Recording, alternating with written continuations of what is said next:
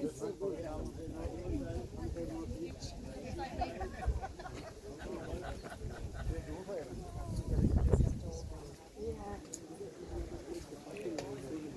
because we always use it there.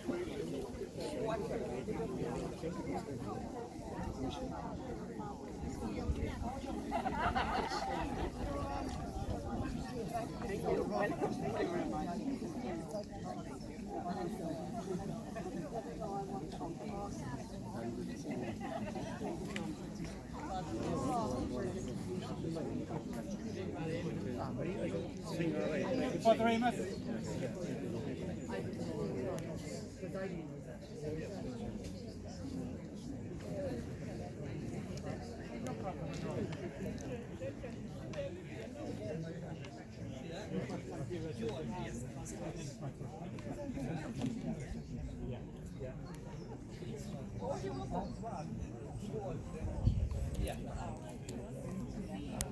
How are you doing?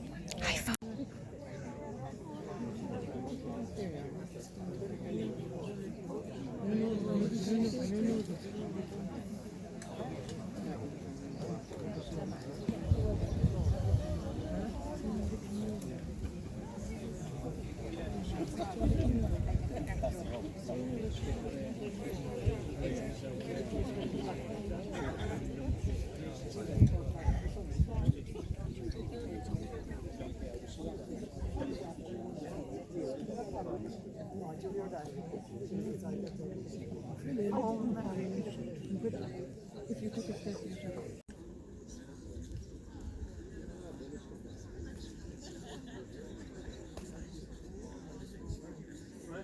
the fancy books then. The white yes.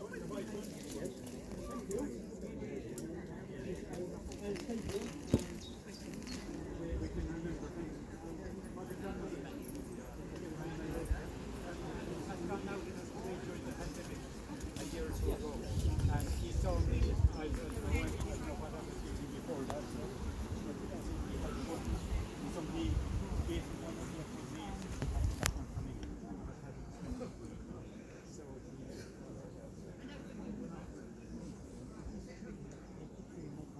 Maybe half an hour ago or so, or 40 minutes ago, I don't know, like we were both here very early, and then Marie and Cueva. You know how many might be here?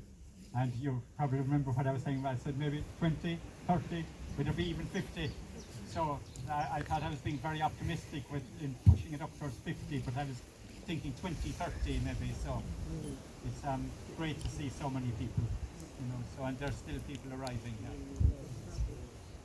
I was brought here by my parents and with my siblings, but you know I can't really remember, I must be honest. So it's great to be here. So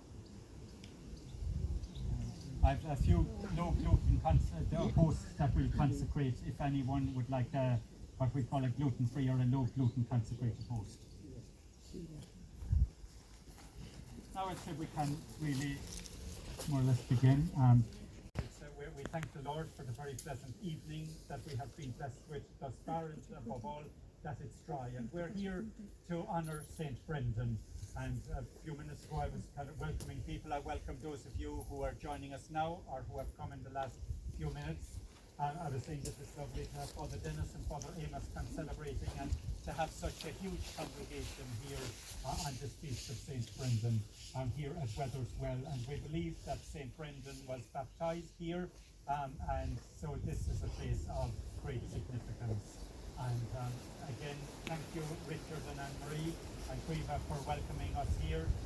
This is on your land, and Maureen, Anne-Marie's mum, lovely to have you here, and thank you for the welcome. And as I mentioned a good while ago, you know, that you've looked after this place so well. You can see how the grass has been cut, the hedging has been cut back, and the place is looking really, really beautiful, and lovely flowers about the place. So you take great pride in this place, Wethers well. So I congratulate you on that, and thank you very, very much for looking after the place so well and making us all feel welcome. As soon as I walked in here this evening, and I was here much earlier than I am for masses, because I can't ever remember being here before. I think I was here at 6:20, you know, around the same time as yourselves, and I was really struck by, you know, how well the place was looking. So fair play to you, and thank you very, very much. They deserve a bowl of water, thank you.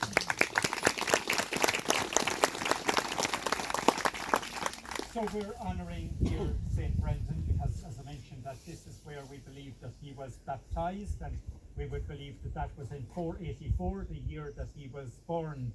He was born over in the Phoenix area, and that's where I was.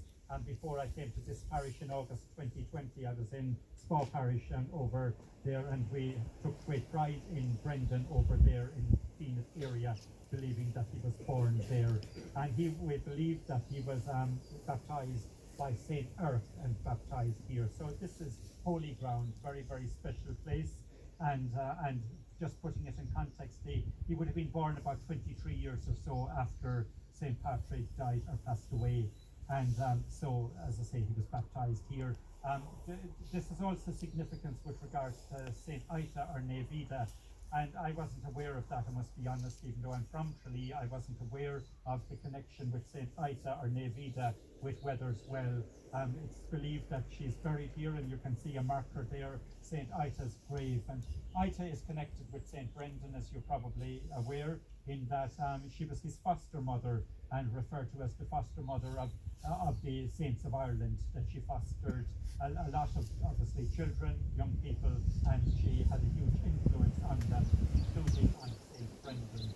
So we're very mindful of her, and that's why in the Eucharistic prayer, when I'm celebrating Mass, whether it's in Ardfert or Kilmiley or Ballyhyde or wherever, I tend to include Ita as well, because of her connection with St Brendan and with Wethers well here in Tubrid, in our parish of Ardfert, Kilmiley.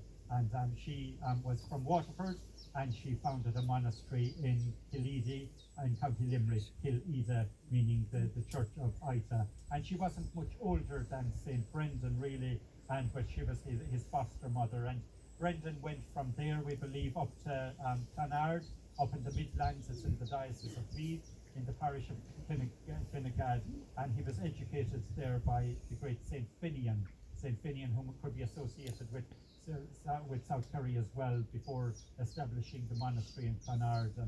And Brendan obviously went on to become a mighty man, a wonderful man, a man of great courage and great commitment to Jesus Christ. And he founded monasteries in different places, including in Ardfert, and ultimately founded one in Clonfert, where he spent the last 10 years or so of his life, and that's where he died and was buried in the year 578. And so that's something on him. And of course, he's referred to as the Navigator, because he travelled extensively by sea, heading towards Scotland and further north towards Greenland. And many of us would like to believe that he was the first European to set foot on American soil long before Christopher Columbus. And Tim Severin, as we know, retraced that voyage in a leather boat back the best part of 50 years ago now, I think in the 1970s, and showed that it would have been possible for Brendan to have done that. And he set sail, as you're probably aware too, from West Kerry, from the Brandon Creek area near Mount Brandon, the mountain that bears his name. So he was a mighty man, a wonderful ferryman, and we're all so proud of that. And it's lovely to celebrate the year where he was baptized at Wethers well. So again, welcome one and all. Now, Body is tight. Body is tight. Body is tight. Body is tight. Body is tight. Body is tight. Body is tight. Body is tight. Body is tight. Body is tight.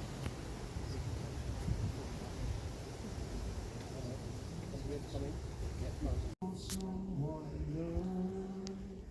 Consider all the works thy hand hath made.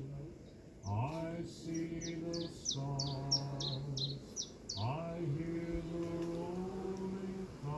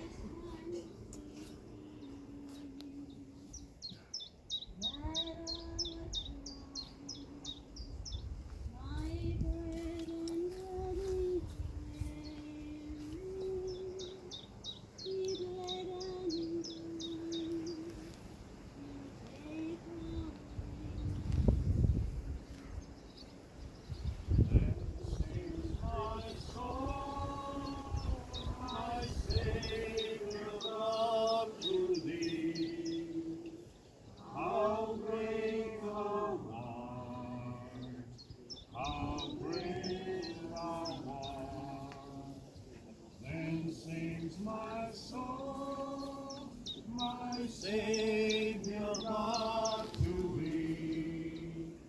How great thou art! How great thou art! When Christ shall come with shouts of acclamation to take me home, what joy shall fill my heart.